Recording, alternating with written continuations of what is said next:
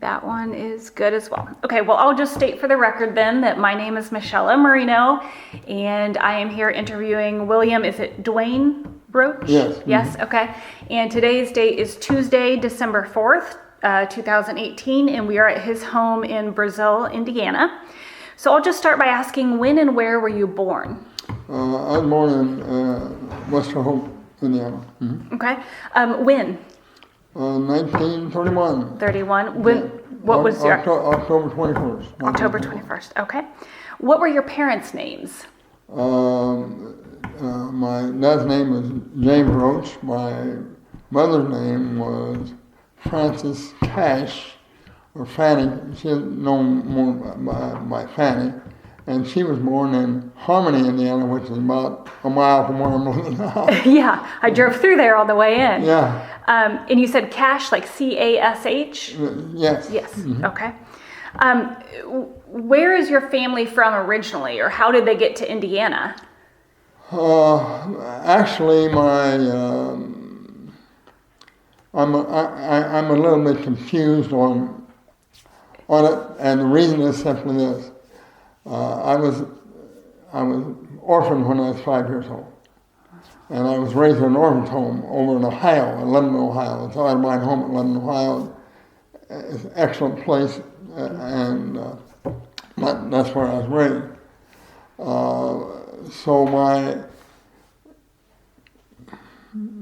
where my family came from and so forth, lineage, is conflicted from the reports that I get. Okay. Sure. Yeah.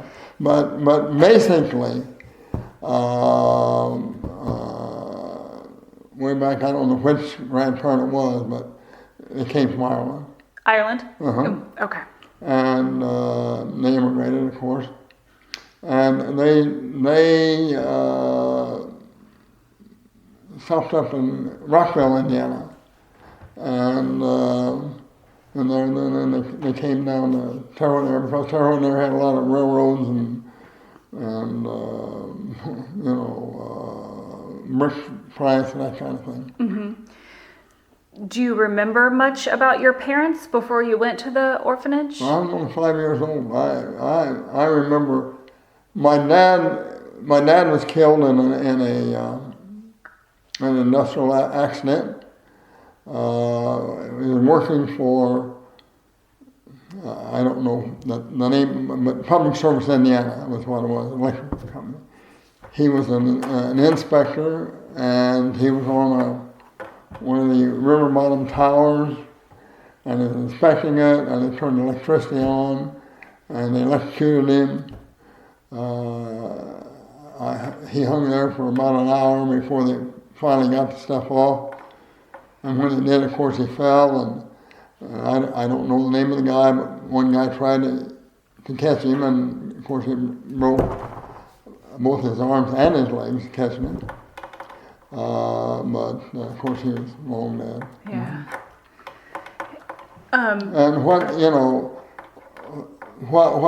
this is, because it really affected my life, was that my mother was at that time 30 years old. Yeah, she'd been 30 or 31, I'm not sure. Mm-hmm. But depression. She has 6 kids, and the electric company gave her $600, which the lawyers took every dime of it. So she was left in really dire circumstances, and that's why finally, you say you don't die of a broken heart, but she did. Mm-hmm. How much longer till she passed away herself? About 2.5 years. Wow, that's really tough, I'm sure, for her. That was really, she had a really, really, really rough time. We were sent to the orphanage home over in Ohio, out of my home. And we were lucky because it was, when I was there was 330 people there. because before SSI and that kind of stuff, there was nobody, no person in my family that could have taken us.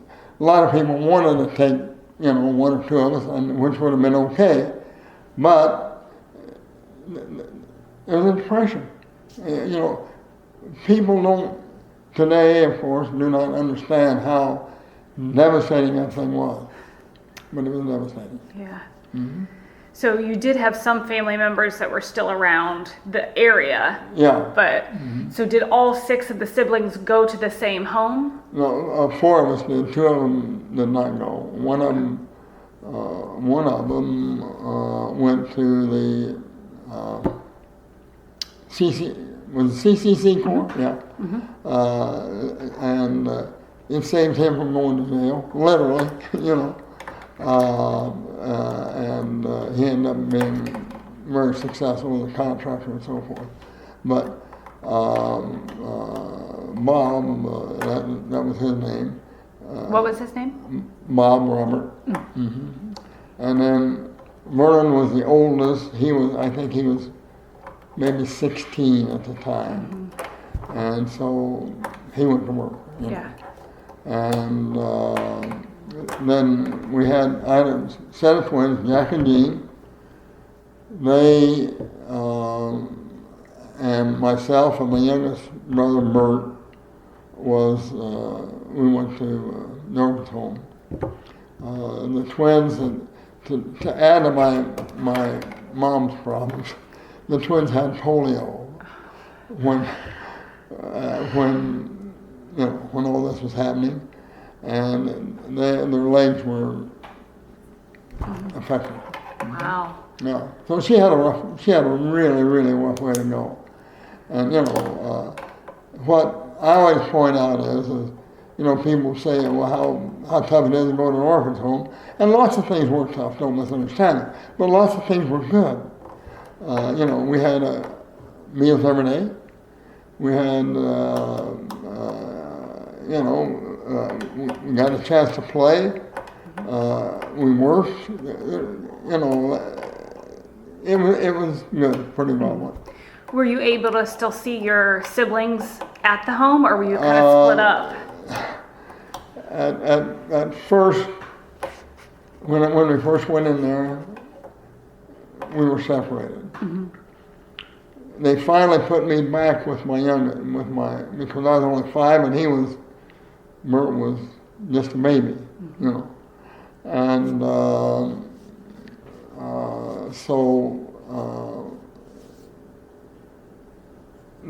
but they separated the twins from us. Yeah. And we saw them, but we really didn't have a whole lot of interaction with them. And so you said the twins were Jean and Jack? Yes. And then Mert?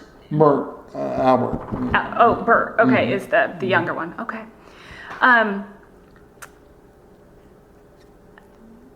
Who would you say was the most influential people in your childhood then? The most single influential person for me at that home was a lady by the name of Miss Harder. She was she took care of the real young kids. Uh-huh. Now, don't misunderstand me, she was tough. She had to be. I mean, just think of yourself having 30 young kids, and she had to be tough, and she was.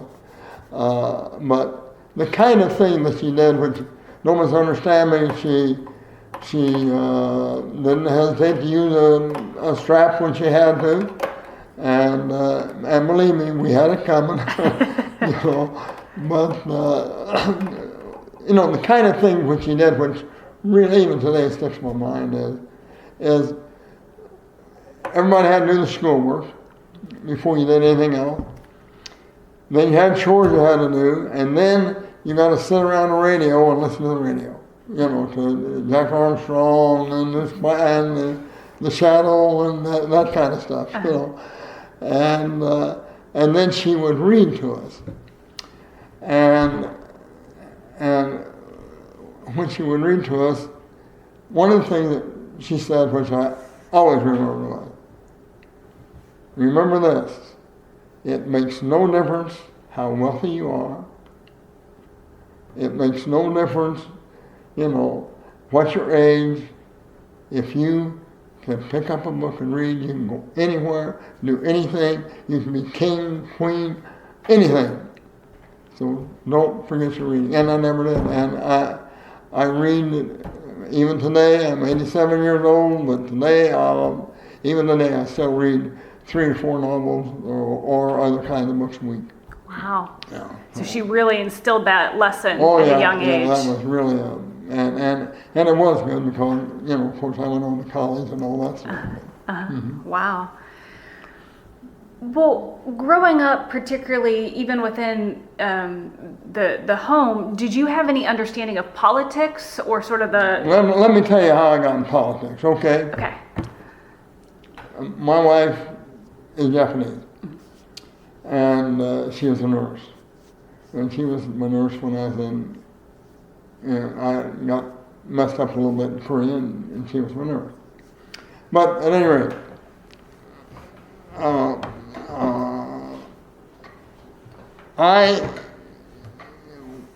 I was with the American Embassy for 5 years in Japan, and when I finally decided I'm going to get back home, and so I contacted Cecil Hardin, Congressman Cecil Hardin, to help me. We see at that time there was nothing in Japan to speak of. I mean, we did a good job of burning the place up, most places anyway. But at any rate, we adopted my wife's sister, youngest sister. But we had to get her in this country. When my wife married me, she was investigated by the CIA, the CIC, and the FBI. She was 19-year-old, and you thought she was I don't know what. But at any rate, you had all that investigation. Well, they did the same thing on Susan, but they wouldn't let her in because she didn't marry him yet. So I called Cecil Hardin and I asked her if she could help me, because I'd already adopted her. I was already responsible for her. Now I was coming to the United States and she was staying in Japan. So... and had your wife been back with you yet either? Hmm? Had your wife been back with you yet? No, either? she was trying to come too. Yeah. No, I was doing this from Japan. Yeah. Okay. That's when 1 minute was $1.50 a minute on the telephone. But I was doing it. But the thing of it is Cecil Hardin asked me, he said, well, what district are you in? And I said, I'm in Japan. I'm in nobody's district right now. But I said, when I come back, I'm going to be in your district. There's no question. I'm going to be in it. I've already made arrangements and everything. So she said, I have a lot of constituents I've got to, I just don't have time to do it. And to say that it infuriated me is a real understatement, because I spent the next 3 minutes till finally she hung up on me, reading her pedigree. So I didn't know what to do. So finally, because of my reading, I didn't have the names of some people. So I had gone in to the end of I volunteered, and I'd actually got into the Army in Chicago. And so I called Senator Paul Douglas. I told him what the problem was. He didn't ask me whether I was a constituent of his. He didn't ask me anything except what the problem was. And I said, our problem is really tough. I said, we have to be out of here in 3 weeks. And he said, that's kind of pushed it, but he said, I think I can probably get that done. So he passed a private law. That's when they passed private law. So he passed a private law in the Congress to get my daughter in the United States. Wow. So that's how I became, because when I came back, I want to tell you, there wasn't a telephone pole in Vigo County that did not have a Wampler sign on it who was running against, and she was defeated at that. Yeah. I was just so sure, and that's when I became involved. Yeah. Wow, from your own personal experience like that. And it's also the way I became involved, and I was a Democrat rather than a Republican, because actually I've been a Republican all my life. And my life wasn't very long at that time, but I had been, and I certainly leaned that way. But well, she put me right in that. I couldn't.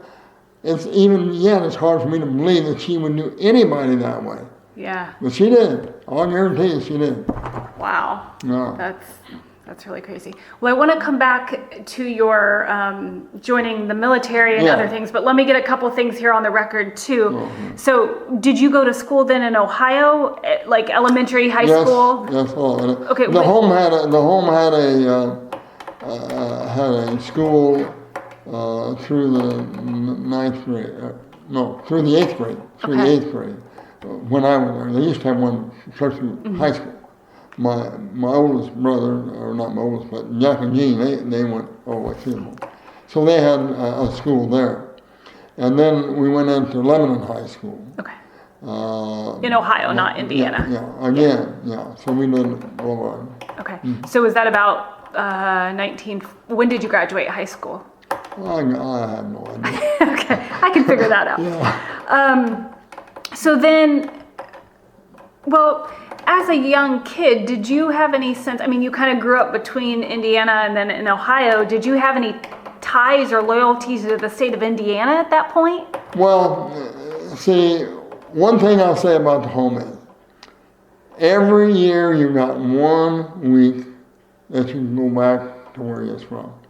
And so we went, and we looked forward to it. You have no idea how much we look forward to it. And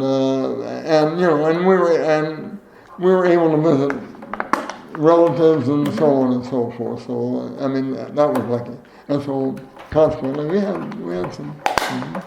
So you felt like Indiana was still your home to some extent. Well, sort of. Really, I felt like Ohio was my home, if you don't know the truth. Yeah. But the person that really got me to come to Indiana was my wife. Yeah. Okay, interesting. Yeah. Well, then when and why did you join the Army? Let me tell you what I told the VA.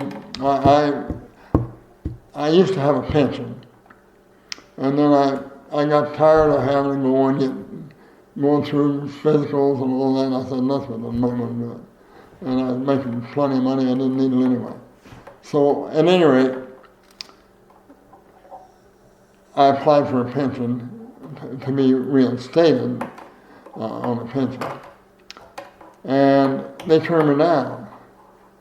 And, well, I'm sorry, they didn't turn me down. They kept asking for information. And finally, I wrote them, I don't know what letter, maybe the 7th or 8th letter, and I said, you're asking for information you can get from my records. Mm-hmm. Why don't you look at my records? Well, the reason they didn't look at my record was because they burned over in St. Louis. So they had no record,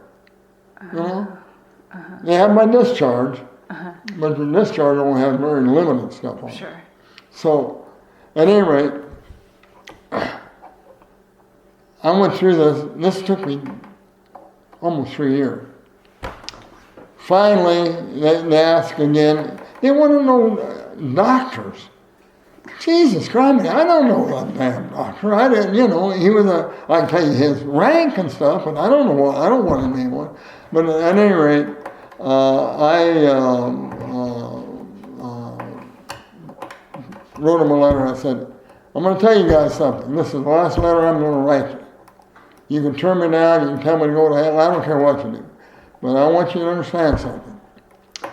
When the Korean War broke out, I volunteered because I thought it was a patriotic thing to do. I said, I became a training sergeant, which I absolutely hated, because you go through basic training time after time after time. And I said, and I could have stayed in the United States the whole time, which I could have. But I said, I didn't volunteer once to go to Korea. I volunteered 5 times to go to Korea. You guys wouldn't let me go because you needed people who had some sense on how to train other people. And until finally, either you got tired of me asking or what, I don't know what, you sent me to Korea. I did it because I thought it was the right thing to do. Now, if you think it's the right thing for you to do, to deny me a 10% pension, which at that time was $117, well, you just go ahead and do it, And I signed my name and sent it to him. The next month I got my pension. Guess that worked for you. Yeah. Wow, that's interesting too. So, by the time you actually made it to Korea, was that towards the end of the war, or was that still pretty early on? No, that's when we was going up and down like nuts, Yeah, across the border. Mm-hmm. Wow. So, what were your experiences like fighting over there? Bad. Yeah. I was just an infantryman. I was on a machine gun most of the time, and when I went over there, a machine gunner's life on the main line of resistance, where he was actually fighting, was less than 5 minutes. Wow. I made it about 9 months on the front line. Mm-hmm. So I was lucky. Yeah. We saw a lot of action. Yeah. So what happened at the end of the 9 months then? What happened at the end of the 9 months? Well, at the end of the 9 months, I was, let's see, how did I know? Oh, I re-upped for 1 year. And they sent me to Japan, and of course that's where I wanted to go, because that's where my wife, to me, was. So I went there, and then when I got there, I saw that about the only way that I could stay was if I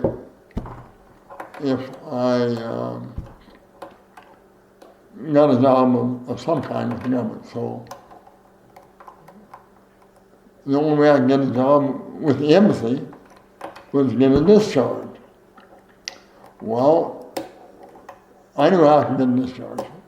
When I re-upped, they re-upped under the wrong law. And so I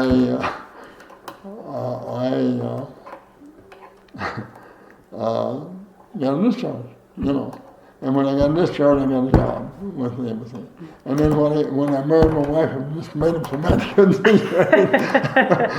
But that's where it goes. Yeah. So what was your position then with the embassy? I was most of the time with intelligence stuff. Mm-hmm. Okay. Well, you said you had wanted to go to Japan. Why did you want to go to Japan? My wife to me was there. What do you mean by that? Well, of course she lived there. I mean, when did you meet your wife? I met my wife when I got how many days? I think it was maybe 3 or 5 day, I don't know which, R&R over there. That's when I met her. When you were in Korea? When I in Korea, Or was serving in Korea? And I went back to Korea, and then I came back. Okay, so you met her on an R&R, then went back to Korea, and so then you're trying to get back to Japan to see your wife. Okay. Did you get married on that R&R, or after you? No, all I met my wife, and we corresponded, or I corresponded. She didn't renegotiate, she had to take it and get it, And of course, when she wrote me, I had to do the same thing. And I tell most people that the reason I was able to marry my wife is because she didn't know the word for no until it was too late. But we got married, and of course I lived there, and I stayed there for 5 years. Japan. Okay. So then you worked at the embassy, you were married, lived in Japan, and then adopted your wife's youngest sister. That's right. And that's Susan, that's right? It, yeah. Okay. So then you were trying to get your family now back to the United States. That's right. What made you decide to come back to the United States?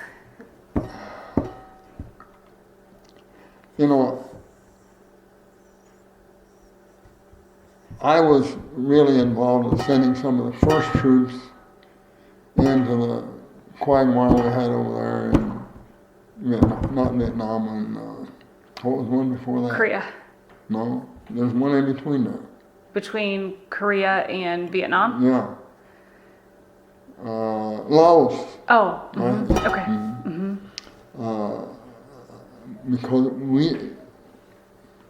it might be Vietnam.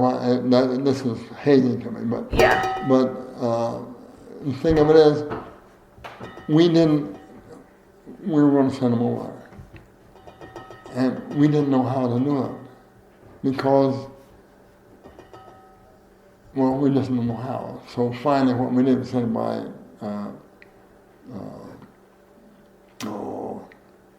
Flying Tiger. They had an airline there that we sent them over by. But it was that, and plus the thing that really, the real reason I got out of there was this. In Japan, they don't have daylight saving time. The days are, and I got news for you. I like the long days in the summertime. And it finally got done, Yeah, I did. So you're just ready to come because back? I had a even in the work, I had a really, really good time. In Japan itself, I really did. Where were you at in Japan? Where were you at in Japan? Well, I started in Kurumi, Japan. Then I ended up in Tokyo. I used to see General MacArthur come into his headquarters every day and all that. Wow. It was really an interesting experience in Japan. When we were in Kurumi, we had a huge house. The people that have Bridgestone tires, they own the property. But as reparations, a lot of reparation money. We got that we didn't have to pay for, I think, $50 a month or something like that, some idiotic figure. And,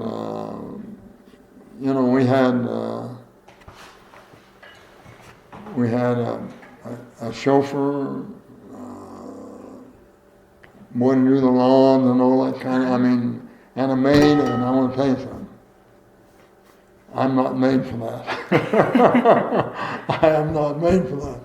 They just, those people got on my nerve. No misunderstanding, they were just doing their job and they did a very good job. But I am just not made for this kind of stuff. Uh-huh. Yeah. So when you were working in Japan and living like that, you said you were doing intelligence work. Mm-hmm. Was this because of post-World War II or rebuilding the country? What? Well, it was rebuilding the country, and also, see, we didn't have no problems until we went into Korea, and then we started having no problems. And I didn't have no problem, and I got involved in intelligence somewhat in there, and then we really worked to try to find out how we could kill the dope. We didn't do a very good job. We tried, but we didn't do a very good job. To do what again? To kill what? You said to kill the no problem. How, what do you do for it? Well, but now of course we know we don't know what to do. Yeah. At that time we thought we did, but we didn't. Yeah.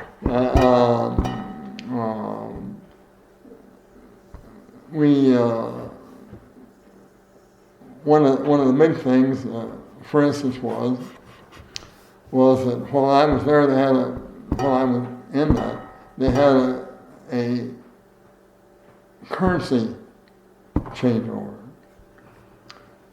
And if I would have been,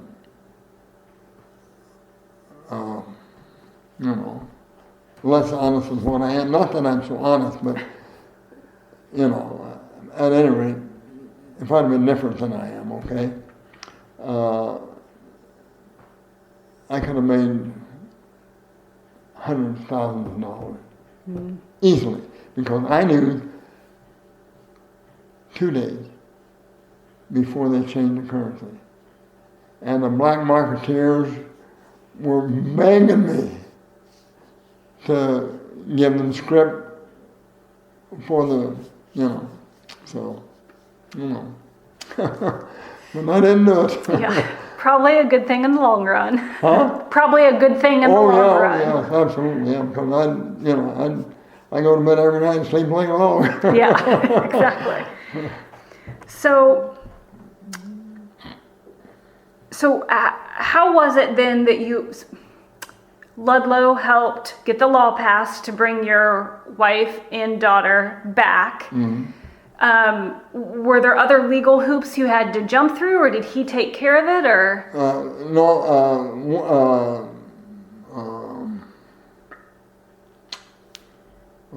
He was a senator from Illinois.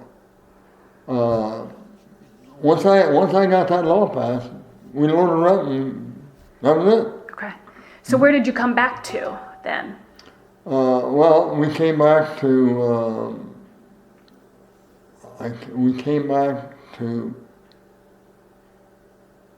Ohio University over at Athens, Ohio. Mm-hmm. I was going to get. That home I was in was 1,945 acres. It was huge.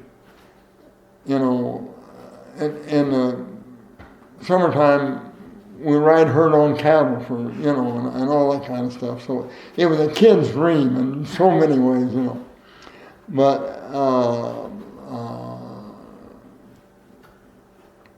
I forgot the question. Well, so how did you come back? Where did you decide to come back to from Japan? Okay, yeah. Well, I decided I was going to take the GI Bill and do that. Okay. And, let me tell you a little bit about that. On the GI Bill, I volunteered, I've been wounded, and all this crap, and then I signed up for the GI Bill. And he wanted me to sign that I was not a communist. So just absolutely infuriated me. I mean, it didn't make me just unhappy, it just infuriated me. I think if I'd had a gun at that time, somebody would have been dead. I was so mad. So, of course, I stopped out of there, but I didn't get any money either. So that I held out for 2 months and then I signed. But I thought that was, everything I've been through, and then they want me to sign a non-communist oath. It's pretty insulting. This country sometimes is dumb. Sometimes. Yeah, wow, I can imagine that would make you very angry. Oh yes, it was. I was just living. I just could not believe they had to even have the gall to ask me.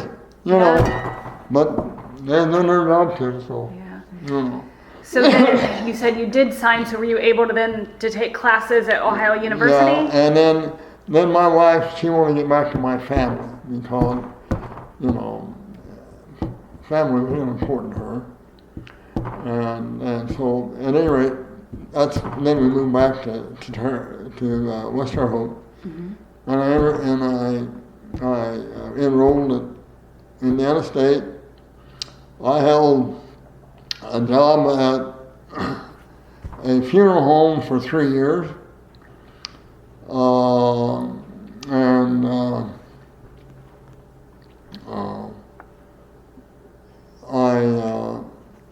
I cut firewood. I did everything in the world trying to keep everybody fed. The low point, the very lowest point in my college was, I got 5 kids at home. I got my wife and myself. That's 7 people. And I'm down to my last dollar bill. And I don't know where I'm going to get the food for the next week. And luckily, my oldest brother, Vernon, he bought me 2 big envelopes of groceries and said, "Hey, I think you guys can use this." I almost kissed him. I bet. Yeah. So, I know you came over originally with Susan. When did the other 4 children get here? Actually, she came separately. Oh, okay. Okay, she came after us. Okay, so you and your wife, is it Setsuko? Yeah. Mm-hmm. Okay. And well, she didn't have 4 kids then. We only had 1. No, we had 2 at that time. We had Kathy and Debbie. Debbie the oldest, and then Kathy was still a baby, but Debbie was, I think, 2 years old. But after you were back here, not in Japan? No, they were born in Japan. Oh, okay. No. And, and there was hoops that we had to jump through for them to get their citizenship and stuff, It was just automatic, even though they were, Now, did you adopt the children, or were they your... They were my children. No, they were my children. Okay, okay. I just adopted Susan. Okay. So you adopted Susan and then had 2 others while you were there. Yeah. And then come back over here. Okay, okay. Now, did you graduate from Ohio University or did you transfer? No, I graduated from Indiana State. Okay. Master's and master's both. It what? Master's and master's both. Okay. What did you want to do with your degree, or what was your degree in? Well, teaching, really. And I was a good teacher. I taught in the public schools. I was a good teacher. Pat myself a little on the back there. But, that's okay. You're allowed to do that. Yeah. But there's no money in it. There's still no money in it. My husband's a teacher, I know. I look at 5 kids and I think, my God, what am I going to do when I go to school? So I became a contractor, and that's really where I made my money. Now, did your wife work, or was she taking care of the kids too? She didn't work until I got on my back, and then she became an interpreter for Japanese companies coming over here, and which was, thank God, because she made very, very good money then. Yeah, I bet. And really, there's been quite a few Japanese companies to Indiana, so I can imagine that.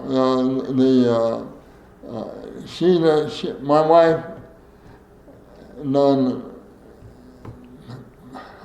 yeoman's work when it comes to, because we had a lot of companies coming over west, a lot of them didn't come in there. We came awful close. We were able to have have a conference with by the way, with the mayor of Brazil, with Toyota, the vice president of Toyota company. That's pretty good. Yeah. You know, Yeah.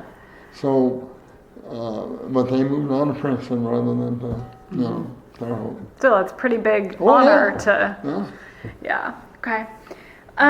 So, in what ways did your politics evolve, sort of as you came into adulthood, or at least after the experience you know, that you had? of course, my undergraduate degree was in within social science and that kind of stuff. My graduate degree is in economics and political science. Mm-hmm. Okay, and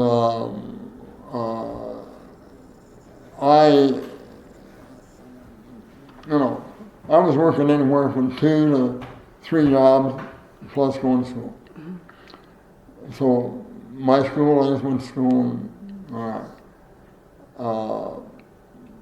My undergraduate, I did just enough to get to graduate school. Now once I got to graduate school, I did differently, but you know, I'm going to hit the restroom just a moment if I can. Yeah, I'll pause this again. Okay, so I just have a couple more questions, general questions, and then we'll get into the legislature. Sure. But you had mentioned your wife was a nurse and you met her in Japan. Was she a nurse for the United States or for Japan, or? She was. I don't. What do you mean? Well, I mean, who was patterned? Yeah, or well, I mean, not. I guess she wasn't working for the U.S. Army or anything like that. No, she wasn't an Army nurse. No, okay. So she was just working as a nurse in Japan, and you met her. That's right. Okay, that's okay. And then my other question was, so you're back in the United States. I know you taught public school, but did you also teach at Indiana State? Yeah, I did. Okay. For 5 years. Okay. What did you teach? Political science. Political science. Okay. Yeah. So then, how did you become more seriously involved in politics? You know, I taught it, and one of the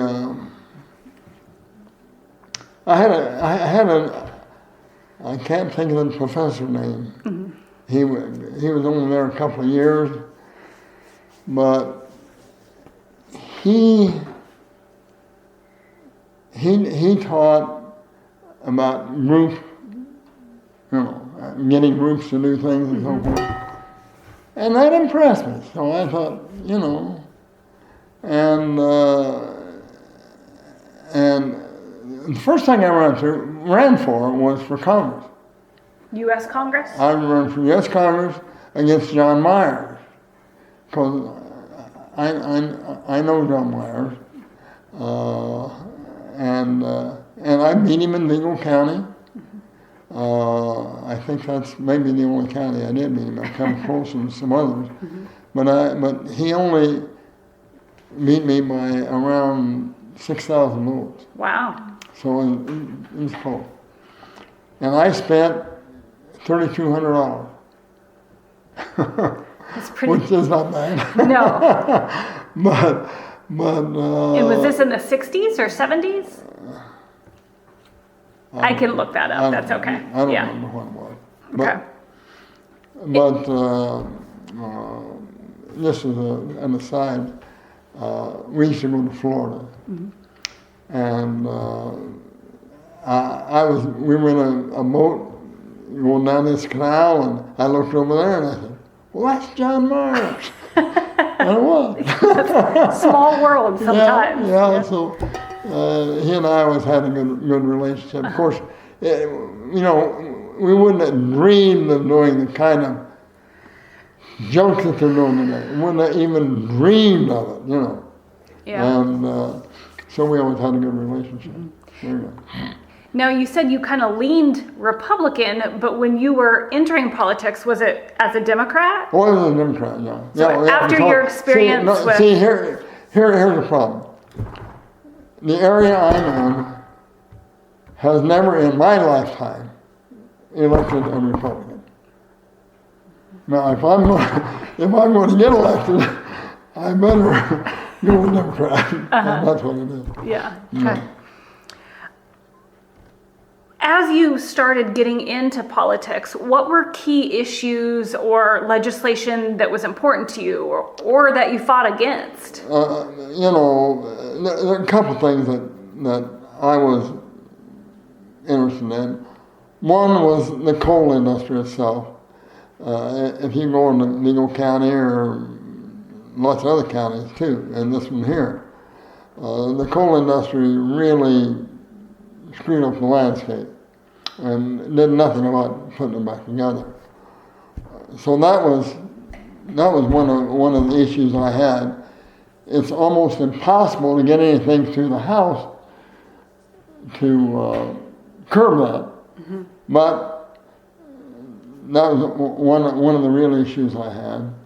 And at that time, another issue I had, and it would be even more so further now, was the price of electricity.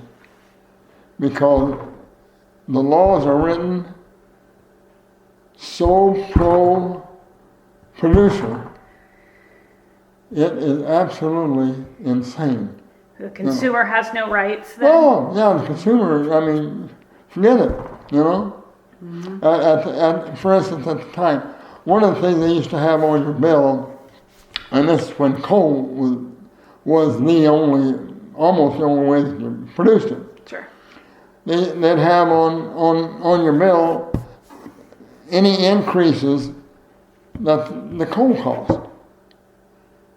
And they took that off. They took it off. And I couldn't believe it.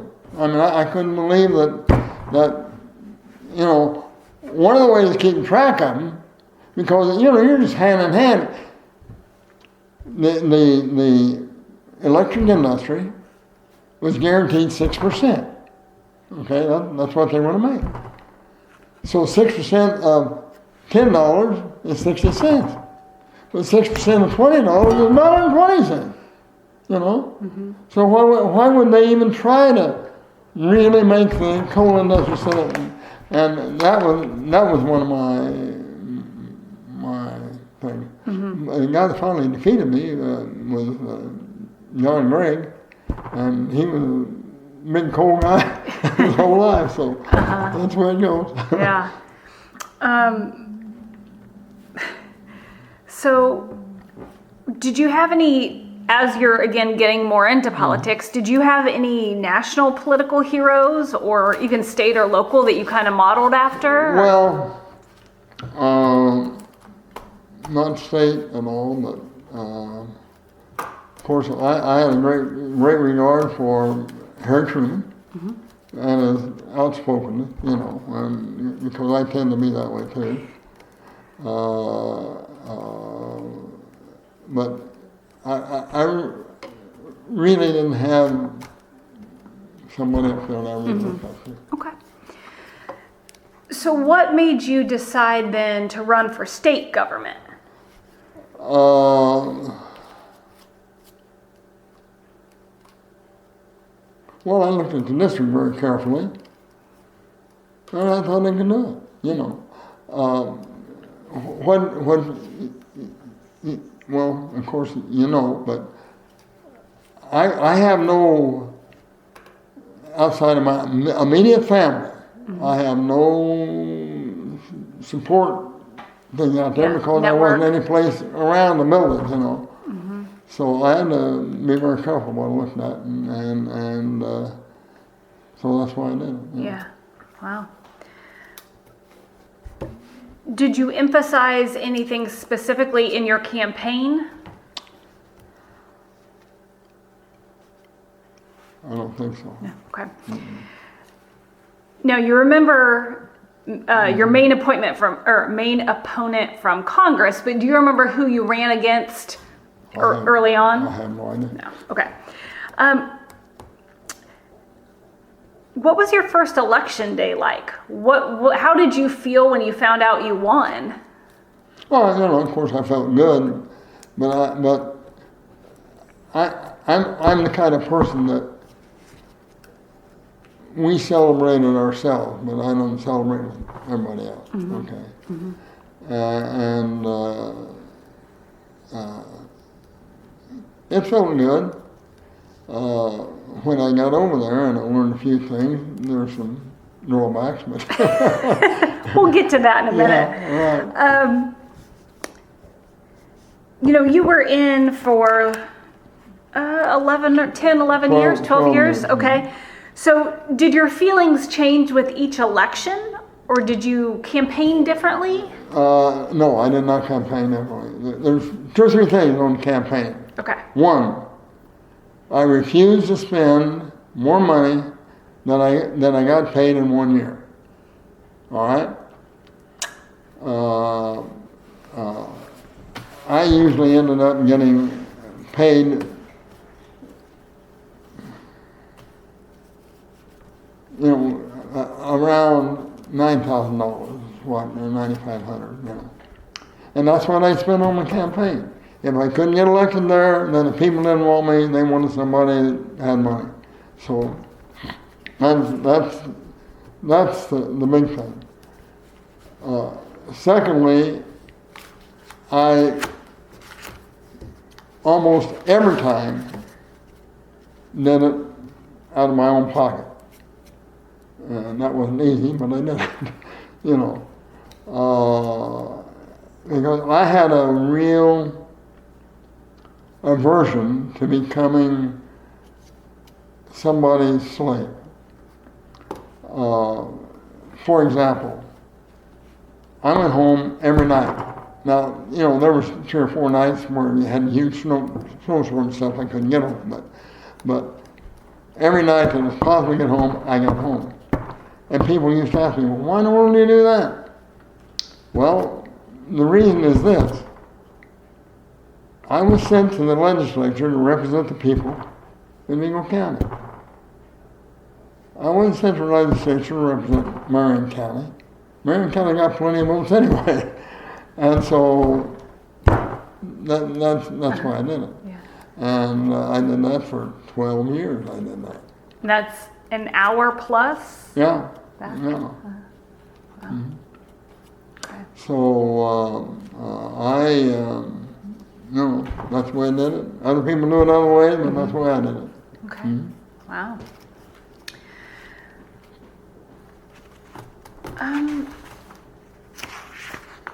Do you recall how you felt walking to the State House, going into the State House that first day?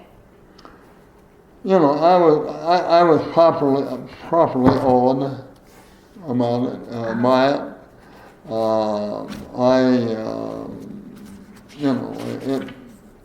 It's imposing, and that's about the best that I can remember. Okay. Well, how did you learn the ins and outs of state politics or of the General Assembly? Well, of course, teaching helped. And you learn quick. And do you mean that teaching helped in that you already knew how it worked because you taught that? You have some idea. You know what the committee system is. You know what committees are important and what ones are less important. You know what. There's just lots of things that you know. You have a leg up on lots of things. The kind of thing you don't know. You don't know that. Here's what happened to me, okay? I go to the legislature. I'm the legislator. Well, Jerry Kearns, who I replaced, he was good friends with the speaker. All right? And the speaker did him a huge favor over what I want to do, and I publicly got in the speaker's rear end on that, which I should have. But I never dreamed that would happen. Not in the wildest, I never dreamed that would happen. So they do some things in the state level that they sure don't do on the national level, you know. How so? Well, it's closer to you.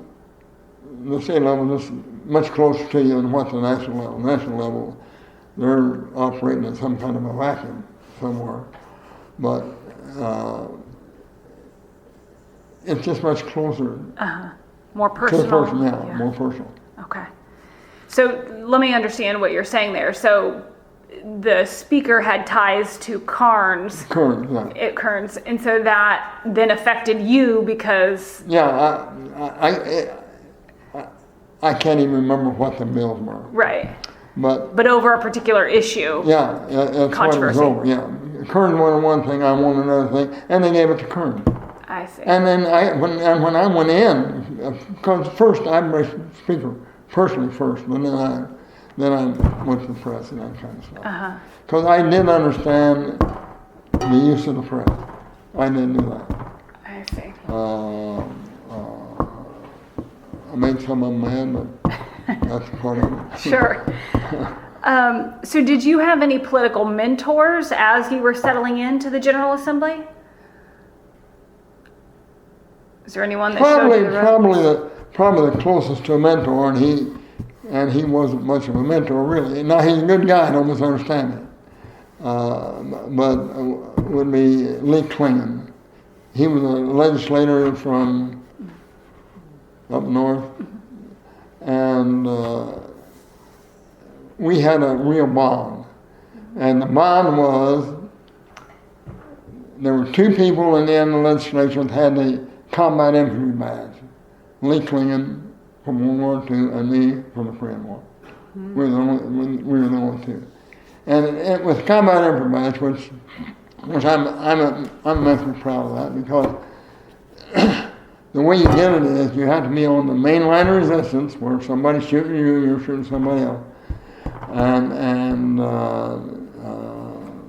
at the time I was in, you had to be on it for 30 days at least. I was on it actually 9 months, and Lee was on it 2 or 3 years, so, you know. Wow. Mm-hmm. So you didn't know him before then, but that drew you together? No, that's when we met. Yeah. Okay, wow. Mm-hmm. Well, how did you know the needs and wants of your constituents back in Vigo County? Well, of course, I went back but even going back, there's a real disconnect. You know, before I could go in a restaurant and I could say hello to 20 people and they'd say hello back. But once I became a state representative, then either they thought I was too important or I didn't have time for them or something. I don't know what they thought, to tell you the truth. But that 20 became 1 or 2. You know, not because people were against me, but just because they, I guess, maybe awed by the job. Now, let me tell you something about that. That job never, ever awed me in that kind of way. Not ever. It was a job. It was a poor paying job. At that time it was. It's much better now, but at that time it was really poor paying job. And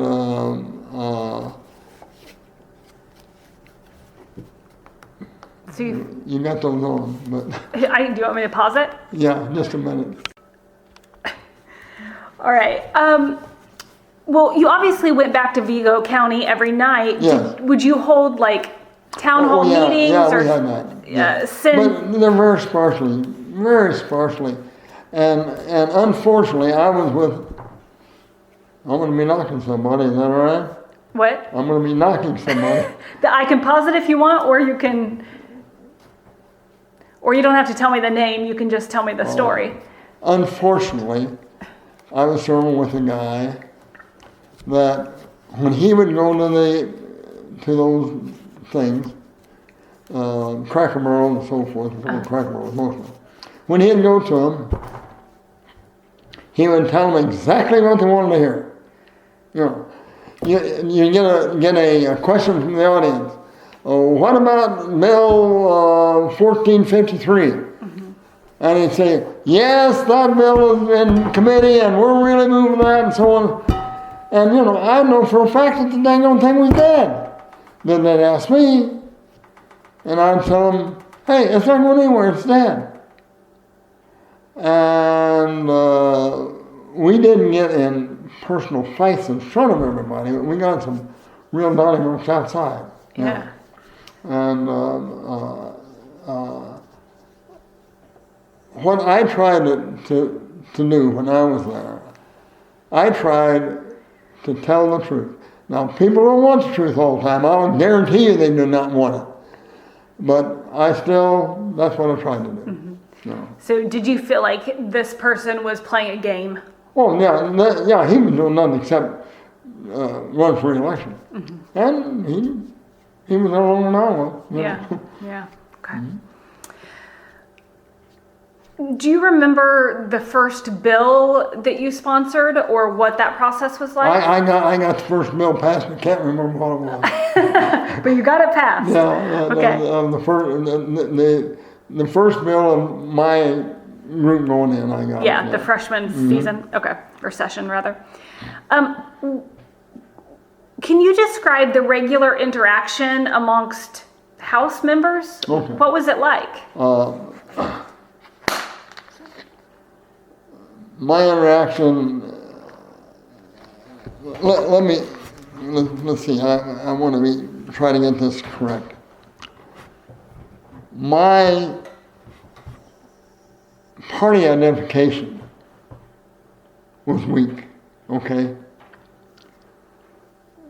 So consequently, I had a lot of friends on both sides. For instance, Bob Daley, when he was a good friend of mine. We went out to dinner together. I visited him in his home. He visited me in mine, and that kind of stuff. So, but my actual identification was not strong at all. I got along, I think, with most people. Now, I got in open Donnybrooks with the Speaker of the House on the Democrat side. I got it in with Kermit Burrow. I got in with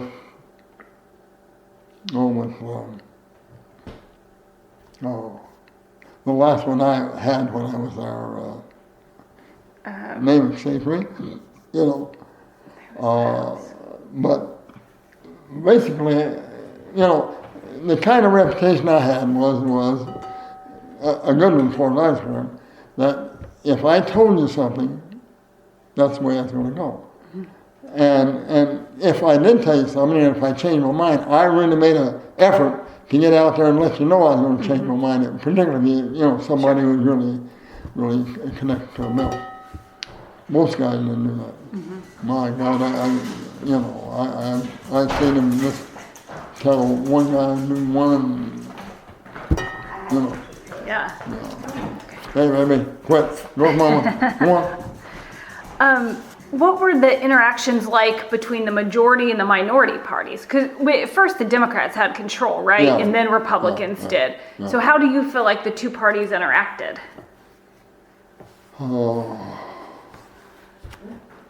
Like a couple of people who had an argument over the backyard fence. And it just, I could never, actually, Bob Daley was more pliable and willing to work with the minority than any Democrat we had. No. The Democrats just, you know, we used to go in the caucus. And they would get up there, and the reason I say they, because I walked out of so many of them, but you get up there and they say, now we're going to do this, and the Republicans are going to do this, and then we'll do this, and then But you know, I was 3 or 4 times I got up and said, "Has anybody checked with the Republican?" You know. Yeah. Well, nobody had, of course. And invariably, we would do this, and the Republicans would do something else. You know. I mean, it was just an absolute waste of time, money, and everything else. And I refused to go to them many, many times. So that didn't put me in real stead. But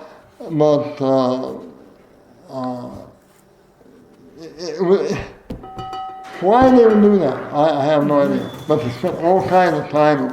We'll do this, and you know, now we're not going to do this. Good God. Yeah. You know. Just wasting time. Yeah. Yeah. Okay.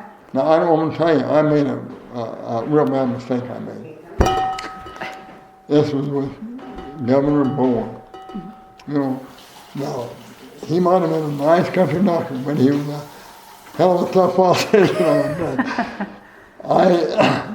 My commissioners called me, and they were coming up to the legislature and they wanted to talk to me. Well, the time period was going to be there was when I was supposed to have lunch with Mark.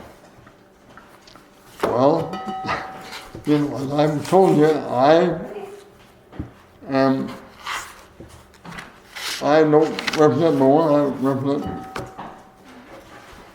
So I called down and I canceled it. Canceled the lunch with the commissioners or with Bowen? No, with Bowen. With Bowen. And boy, it pissed him off. I mean, it really made him mad. Uh-huh. And now he didn't show it, but it made him mad because I wish I could remember that bill, but I had a law that was passed through both houses.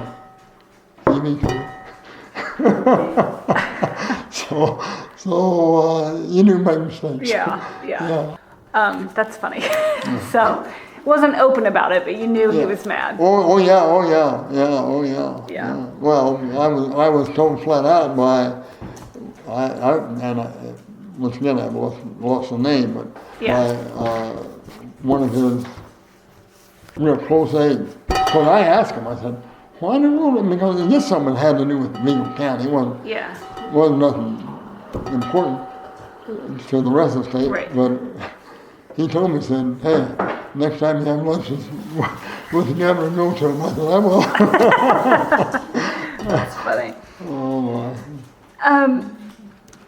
What differences, if any, were there between members of the House and the Senate? Well, we had senators for a good deal of the time. And maybe the last 4 years we had a different senator, but the first 8 years we had senators been there for a long time. Mm-hmm. And oh, little dog. and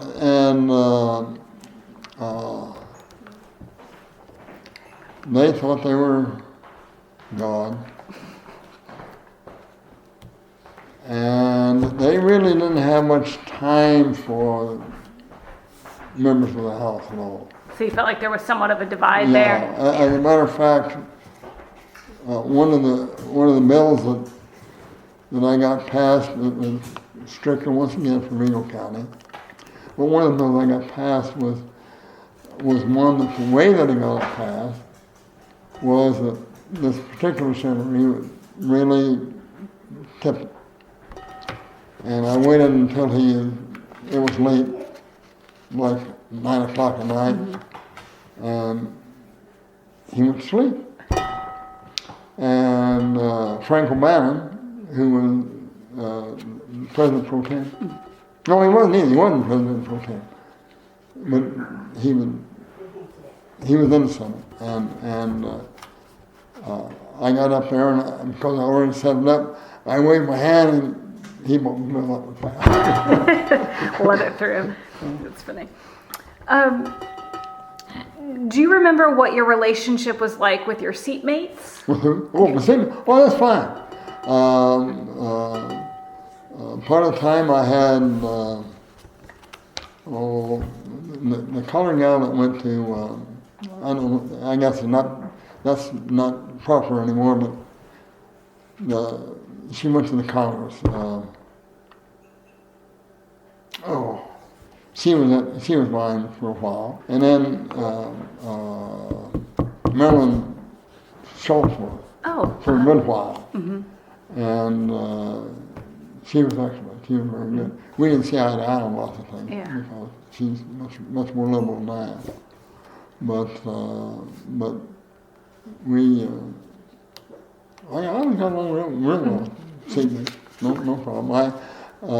I did run into some problems when they bought Martin Luther King bill now, and I refused to vote for it. I voted against it, and it really made the Democrats PO'd. Really made them. I mean, not all of them, but almost all of them. But I voted against it, and I wasn't voting against it because he was black or anything else. I was voting against it because we were giving him more importance than we're giving George Washington, because George Washington has to share his with everybody, but this guy's got a separate one. Now, don't misunderstand me. I can understand from the black's point of view what they're talking about. I can, and today I'd probably vote for it. But at the time, I just couldn't see not giving Lincoln and Washington and all those guys a little bit more than what we gave him. Did that cause tension between you and Katie Hall, since she had been a big proponent of that? No. I gave her the first $100 bill that a white man gave to her for the election. And which I did because, she was she did a good job in the legislature. Now I don't know how much she did in it. Although a grandson of mine was her. He worked for the Okay. Over there for a couple of years, but interesting. She was good. Marilyn was good. I don't remember who else I had, but those two I had. Okay. Can you generally walk me through the process of what it was like to generate a bill? Well, I'm going to tell you. Let me talk about one first that I was unable to generate. I did not understand the power, the absolute power that the insurance industry has in the Indiana legislature. It is criminal. I could not even get a bill written until I went to the speaker because the insurance industry was against it. I was a big supporter of the police and the fire, their first responders. And their pension, it was so underfunded, it was ridiculous. So all I wanted to do was a very simple bill. I wanted to put a small fee on insurance companies going and getting stuff from the police, because they get all kinds of stuff from the police. They don't pay a dime. They may now, I don't know, but at the time they didn't pay a dime. I could not only get a hearing on it, I couldn't even get the damn thing written. So that was really difficult. But what that amounts to is you tell them what you want, you take it to your caucus, and they'll write it. And then you better go through it carefully because they always like to put what they wanted to. So you always had to sort of check over what had been produced. Absolutely, yeah. And then would you try to sort of rally support within the caucus first, or? It's according to what it was. If it was one for your own district, ordinarily those were relatively easy. But if it's for anything else, then you better rally some support for it. Okay. And then it would go to committee and? Then it would go to committee, and that's where it was really tough. First off, you had to get the committee chairman to agree to hear it. All right? Now, and then once you got on his calendar, you also had to get him to agree to put it up for a vote, So, Okay. How would you garner support for your legislation once you had it, Well, ready to go? a part of it had to do with who you were and how you were viewed. There's some guys I wouldn't have been on the window vote for anything. I don't care what to put on there. There were other people that if they did it, I would be for it. So a lot had to do with your reputation within it. The only thing that a legislator has is his reputation. He has nothing else. And if you lie one time, you are a liar forever. I mean, it really is really tough to get by. So not just reputation in your district, but amongst the other members. legislators. Oh yeah, and you're very quick. You get a reputation very quickly among the legislators whether or not you do your homework, and that kind of stuff. So, Did you feel like when you were serving, people's reputations were in question, or did you always have a pretty good sense of how you stood with everybody? Well, with some people you didn't know because they didn't do anything. With other people, yeah, you knew, but I'll give you, I will give you a name.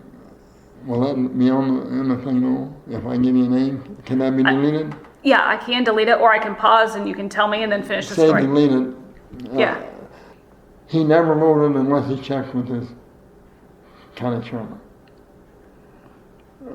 He went on to be sheriff and all kinds of stuff. I mean, he was a political animal, and he was playing the politics right. But I would never vote for a bill that he put. I didn't care what it was because he was just sort of the puppet. that's exactly what he was. He shouldn't have been there. Yeah. He should have been whoever was calling every day. Yeah. Okay. Well, how was legislative business conducted outside of formal votes and committee meetings? Do people talk over coffee or beers? A lot of it over coffee, a lot of it in the hallways, a lot of it, the Senate always wanted you to go talk to them, not them come talk to you. Which I didn't care. I mean, I did it, but a lot of it's just by who you meet and that kind of stuff. Yeah. Did you feel like you missed out on anything because you weren't staying, at the Columbia Club or the Athletic Club or anywhere because you went home? Or I'm missing a lot of booze, but I don't drink, so that didn't hurt you too much. No. A lot. If you could help me figure out this piece of your record here, it appears that you set out for the 1981 session. Is that right? No, that's not right at all. Okay, so what? Let me tell you. Okay. Let me tell you what happened. Okay. Because of not having a real tight, identification with the party. Right. My local party, they were for me the first time around. They were against me every other time after that. The local Democratic Party. Yeah. Okay. So, the third time around, they put a guy up against me who was homosexual, and he didn't live in the district. Then they messed with the ballots. I mean, they really did. So he defeated me by 8 votes. So I asked for a recount, naturally. And they did not throw out 1 vote.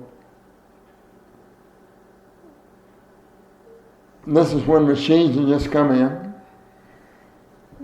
I can show you, which I showed, my lawyer showed them, precincts where the undervote was horrendous.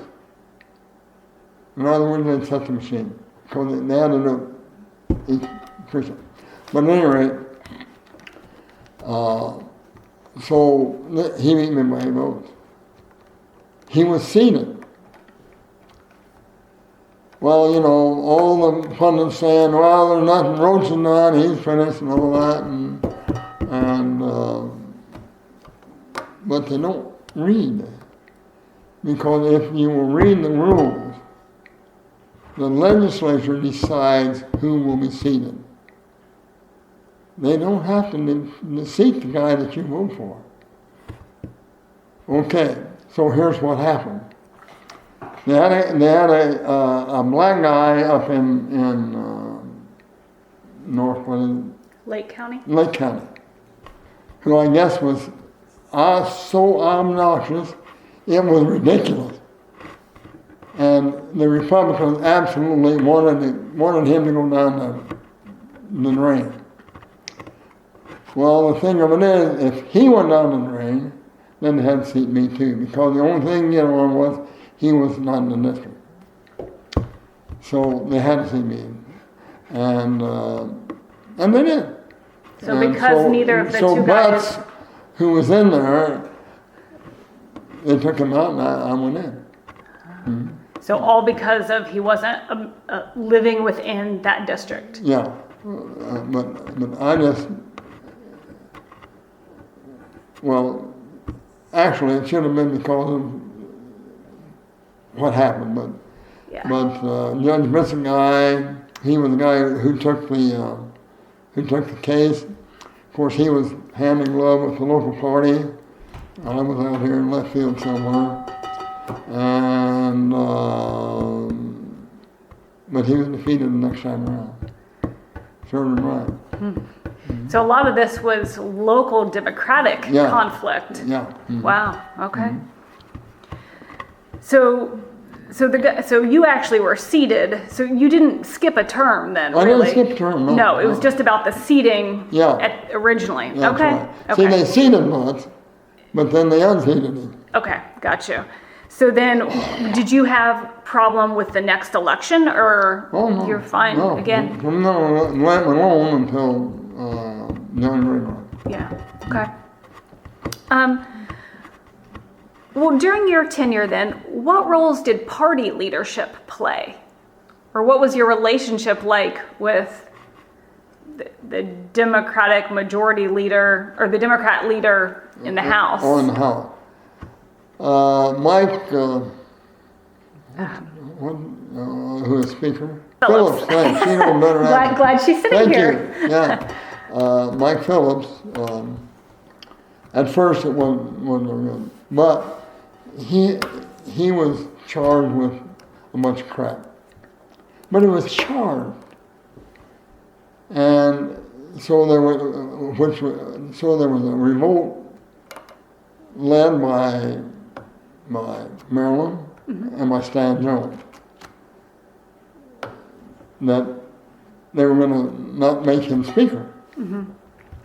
Well, you know, I have nothing against that, but the problem is this: he was charged. Nothing was proved, and so it really irritated me. So I went to him and I said, "Hey, you guys, don't do this." And well, we got the votes. I said, "Well, you don't have mine, and I'm telling you right now, I know at least 5 other votes that I can get that you don't have." And so I did, and we meet him. Wow. So from then on, it was pretty good. Yeah. I'd bet. Yeah. Okay. You know, you've said multiple times throughout the interview that you weren't necessarily, certainly more moderate for the Democratic Party and had a lot of Republican leanings, but what were the values of the Democratic Party at the time? How would you characterize the party overall in terms of their beliefs? At the time, I think the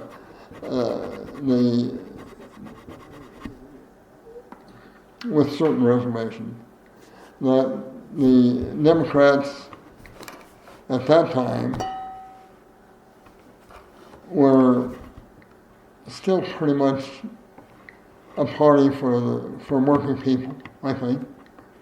But I also think that the Republican Party was a party that at that time was not for rich people, but just for people who had the guts to get out and do something. And so that was a conflict for me. Mm-hmm. So you kind of felt ties to both of those ideas? Huh? Did you feel you kind of bought into both of those ideas? Oh yeah, I bought both of those ideas. Yeah. You wouldn't believe it. Yeah. Uh-huh. Yeah. Okay. What does the public not know about how the General Assembly operates? They don't know how badly money distorts. You know, they hear all these politicians, we need how much can be donated and all that kind of crap. We know that. But they really don't understand how much that, they don't understand the power of certain groups. I mean, they have no idea of the power of certain groups. They do not understand the power that groups, they don't necessarily have it with the rank and file of people sitting out there and that's going to vote. But they do have it on the leadership. My God. And of course, when I was there, you know, the Speaker Pro Tem went down, the Speaker, the President Pro Tem, the Senate went down, the Speaker went down. You know, you begin to wonder who's next. But they just don't understand how interrelated that kind of thing is. But still, the majority of the guys sitting out there, they haven't got any idea either. You know. Uh-huh. So. And when you say groups, do you mean like lobby groups or entire industries or both? Industries and lobby groups too. Mm-hmm. Some of the lobby groups do really, really well because they're smart in the way they conduct themselves. Mm-hmm. Well, do you think lobbying has a role? They do good things Absolutely. too? Or? Absolutely. You know, I think it's got a very important role. Uh-huh. It's you know, if an industry is so concerned that they're willing to put millions of dollars into something, mm-hmm. then we need to know, one, what those concerns are, but we also need to know what the whole picture is, mm-hmm. so we can make a legitimate decision. Mm-hmm. You know, just because it's an industry and it's for something, that doesn't make it bad. Mm-hmm. You don't have to turn that off again. Okay. It's just a comical story, but, okay. But it's true.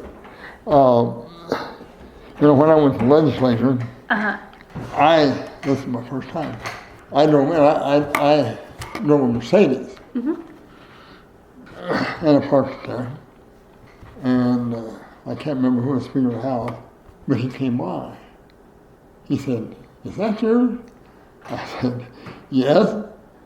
I said, "I bought that because I got tired of, I used to drive Chryslers, and I said, I got tired of that the only thing bringing down on me."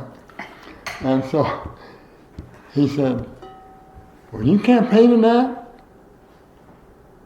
I said, "It's my car." Either that or what. And so no Mercedes anywhere in that lot. The next year there was 5 of them.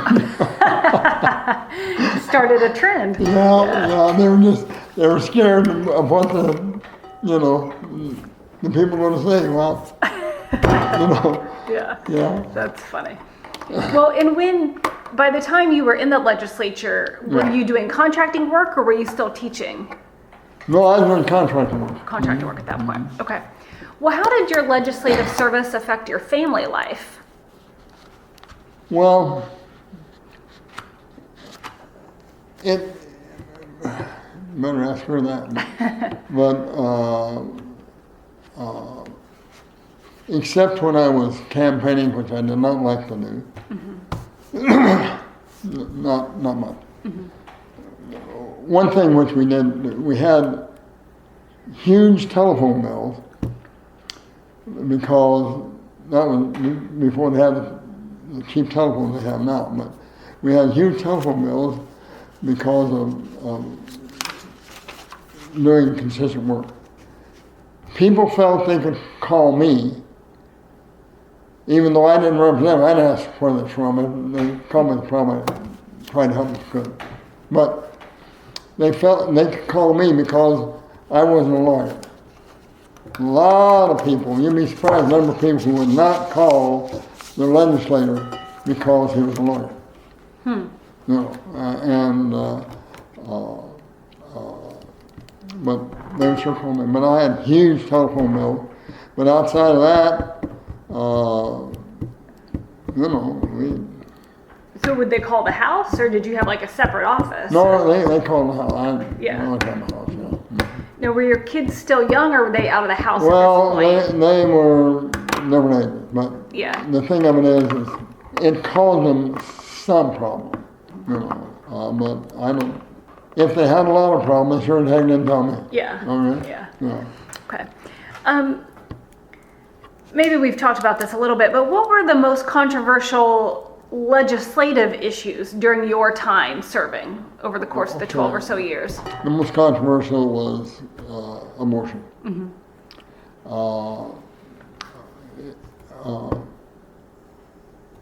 Originally, I was for abortion.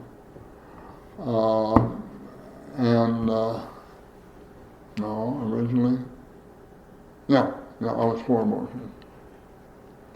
Well, then the for and against, I can't even remember that. Yeah. But what amounts to is this, is that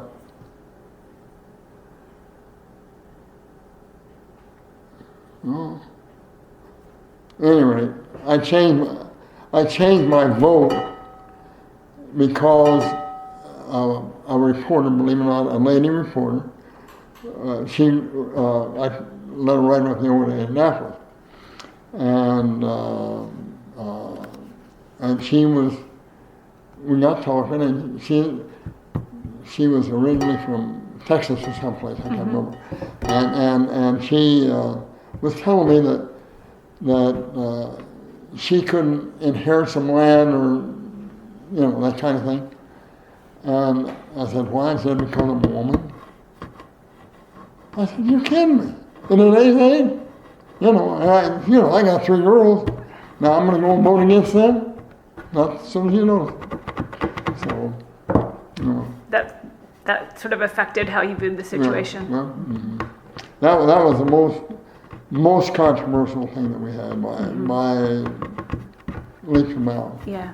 Would you say it was controversial within both parties, like across the board, or I think it was it across the split? board. I think now maybe it's me putting my Sure. feelings in there, but I think it was controversial across the board. I think each individual guy had to. Now, of course, lots of guys don't. But if you were really trying to do what was right, and I don't know what's right on that, I'll guarantee you I don't. But because now I'm really opposed to abortion. The more which doesn't make me popular with lots of people, but that's the way it goes. Okay. What legislation did you work hardest on?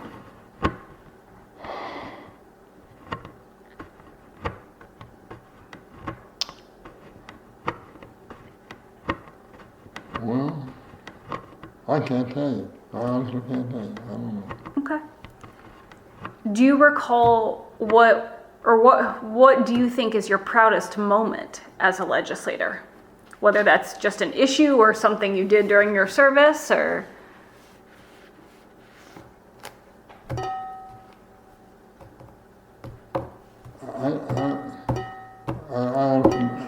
once again, you're asking me a question I can't answer. that's okay. Throwing in the hard ones at the end here. Yeah. Well, taking it back to a sort of different route, how would you describe committee work?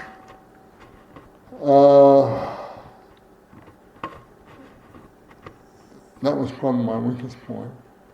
What makes you say that? I am not good at sitting down and, like when I was in school one time, we had a meeting so we could decide when we was going to meet. Okay. I am not very good at that. I understand. A lot of the committee work can be done in 1/10 of the time that it takes. And I resent, I tell you, it's a weakness, but I resent that. I really do. And actually, when you had a committee meeting, I was okay with that. But to work on, it's just insane. So let me see if I understand what you're saying. It's not about the problem solving or trying to get to the heart of the issue. It's about all the junk around it. Yeah. To be able to do that. That's thing. exactly right. Yeah. Okay. That's what just I understand. No. What, in your opinion, is the most important work that the Indiana General Assembly does? Well, I think it probably has to do with education. Of course, that's always a huge issue with education, and where they fall really short, although it's an issue which they have to deal with, all right, is local government. They're idiots when it comes to local government. As a group, have the IQ of about 29, when it comes to local government. So those two issues, I think, are the biggest. Myself. So what's the hang up with local government in terms of like getting things They just operating? don't know. They just don't know how it works. I mean, they don't know that it costs money to do anything. And or if they do know, they just completely overlook it, and that I don't like to think that's so. But who knows? Okay. Well, why then did you leave the General Assembly? Well, my popular demand. Okay.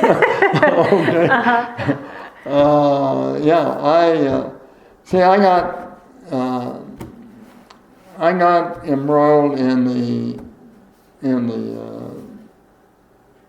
lotto, lotto, and that was Oh, the lottery. Yeah. Lotto, That was, yeah. I got embroiled in that. I cast the vote to kill that, and that's when John Gray got in the race. But I cast that vote.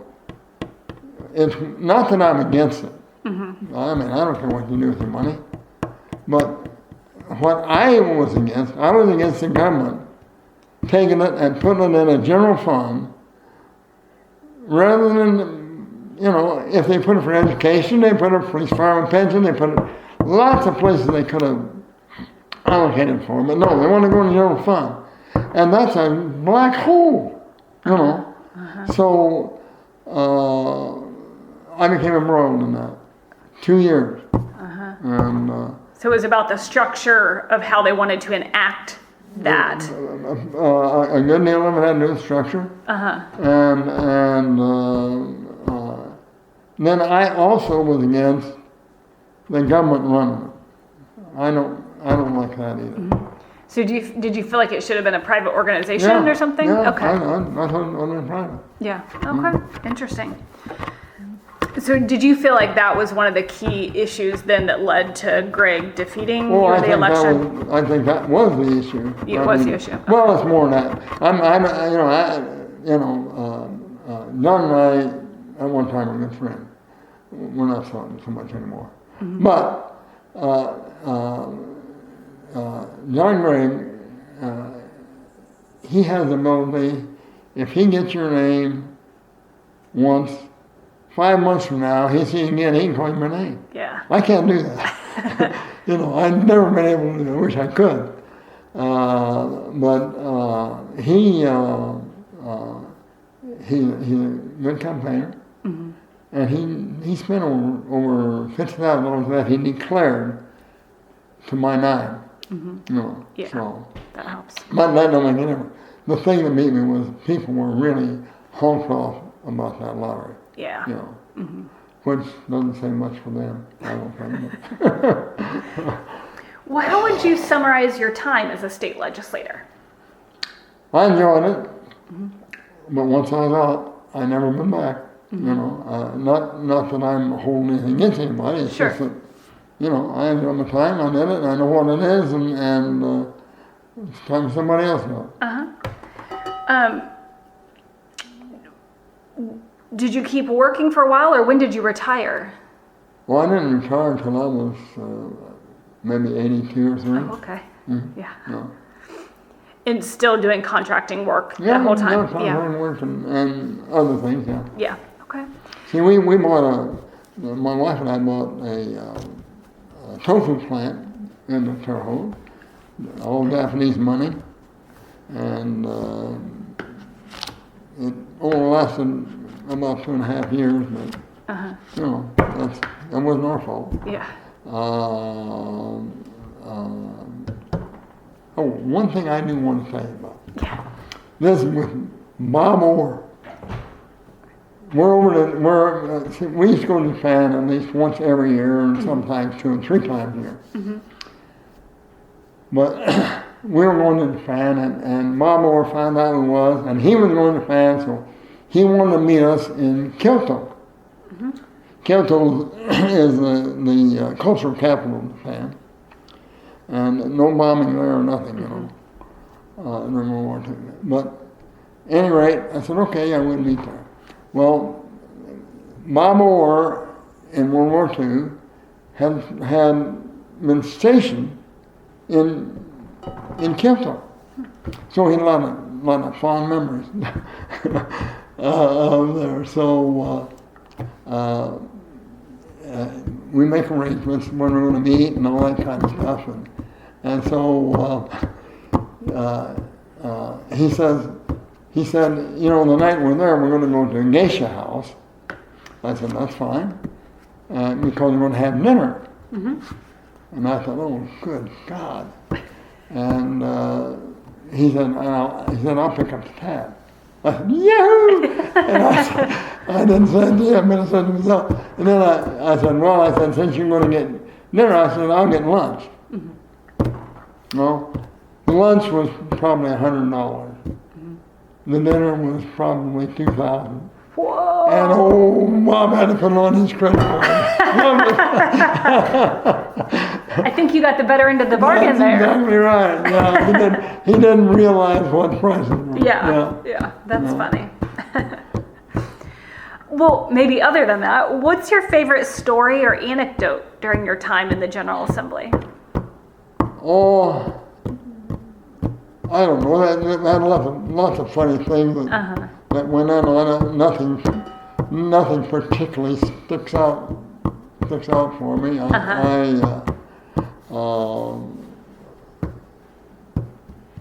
Nothing particularly sticks out. Okay. What lessons, if any, did you learn? Well, I learned a lot of people can be bought for money or for favors. I learned that. I learned that the majority of guys that go over there really have the well-being of the constituents at heart. They did or did not? Huh? They knew. Most of them knew. Most of them knew. But I also was really maybe disillusioned. That might be too tough a word, but of the number of people who had no idea what the hell they're getting into. Because my God, my Lord, there was someone that had no idea what they were doing. You know? And two, you know, anything I try to do. I tried to make sure of what the peripheral stuff would happen too. Mm-hmm. And most guys do not think of that at all. Mm-hmm. Not any. So they can't think about like what this issue, the impact it would have beyond that. Yeah, you know, it's one thing to teach the Constitution. Mm-hmm. That's a requirement. Mm-hmm. That's it. But you got to have books that's got the Constitution in it if you're going to teach it. Mm-hmm. You know, that costs money. And if it's worth it, then by all means go. But don't just, you know, and then go back home and say, hey, look what I did. And what I did. But, yeah. You know. Okay. Well, how has the state of Indiana changed over the course of your lifetime?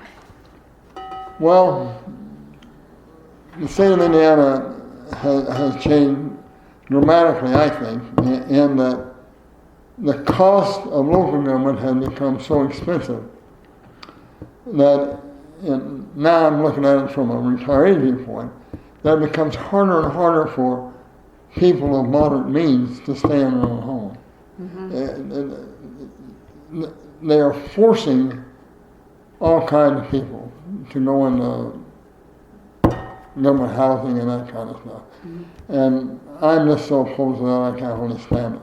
I really am opposed to that. Always have been, you know.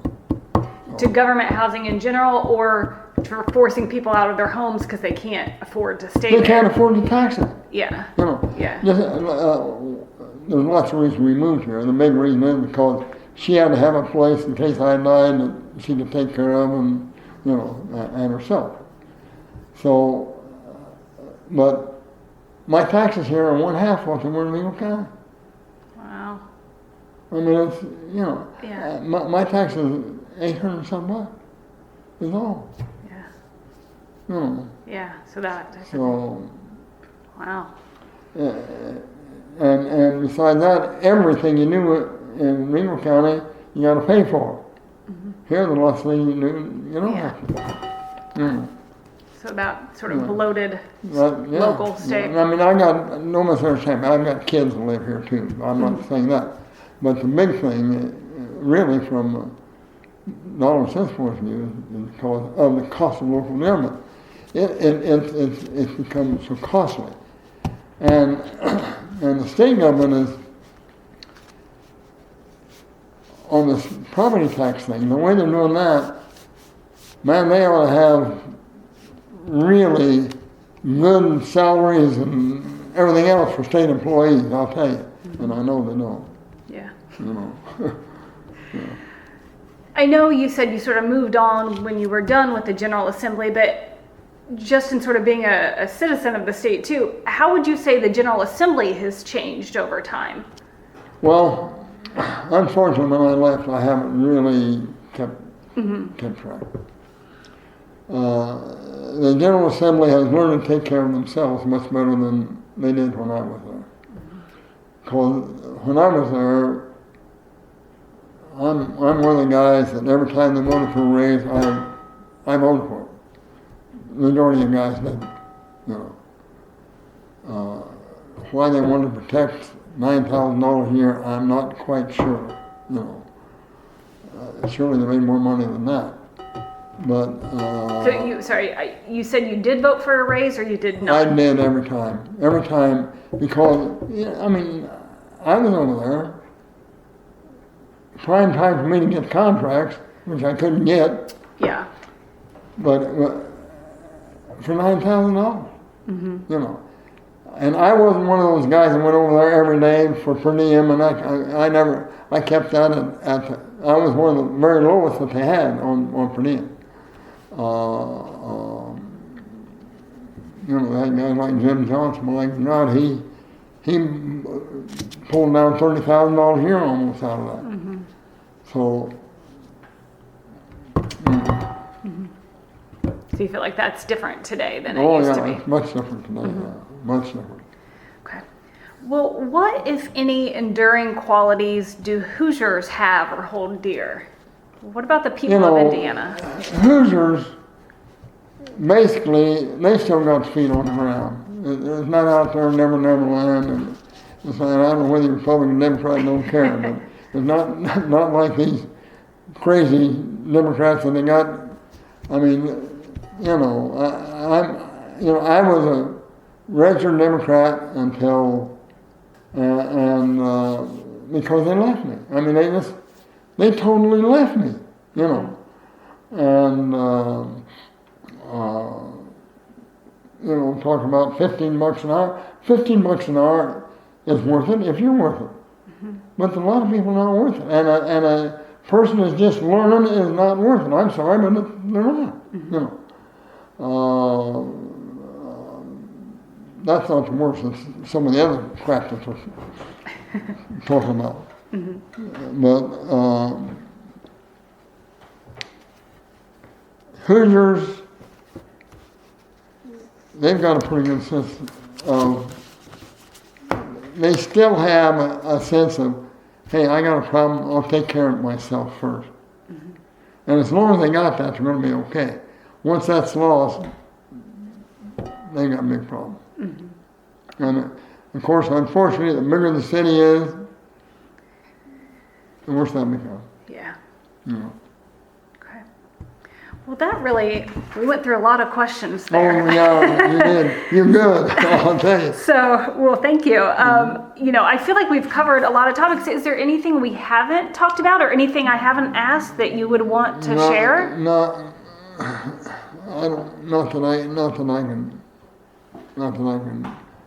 I can think of, I will tell you this, I was only approached one time for somebody trying to buy my vote. Mm.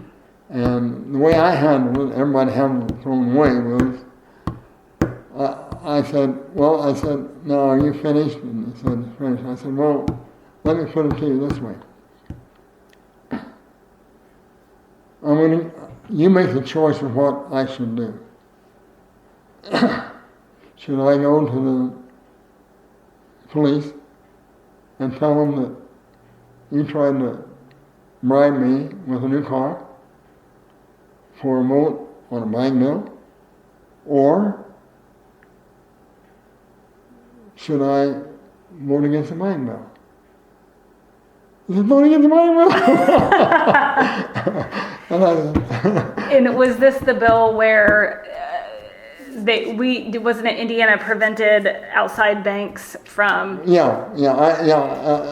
coming in? Yeah, and I say I voted against what he wanted, so it right. Might have been for or sure, but what he wanted, so probably a good way to handle that. The only time someone approached you like that. The only time, because I didn't give them a chance to. Yeah. And they had to make that offer on. Now they might make it at the when they had all that shrimp at the business. Because I went to that one, but they had to do it either on the floor or out in the hall, because otherwise they couldn't get me. Right. Because you were coming back each night. One time. Mm-hmm. My God. I couldn't believe the guy did it. I was just flabbergasted. I'd say, now what do I do? Because I didn't want to go to the police. God, I didn't want to go to the police because of all the problems and stuff. But we didn't have to. Took care of it that way. Yeah. So. Yeah. Well, thank you so much for taking the time to talk with me. It's been really interesting, and I've learned a lot. Mm-hmm. So, well, I guess we'll come back to this form here for just a second. No. So if you want to mark here on this form, and I will cut the section that you told me to cut off the interview. Okay. So maybe just check there and just put cut section I noted or something like that. Cut noted section. Yep. And I'll make sure to do that because that is listed there. Okay. And then if you could just sign right there and I can fill out the rest. I said printing up there. Oh, No, here. you know, right here's fine. You're right. Okay. You're right. That's kind of confusing. Okay. Today is 4th, December 4th. 12/4. Yeah. That's right. All right. Well, thank you so much. Okay, And I'll thank go ahead you. and stop this here.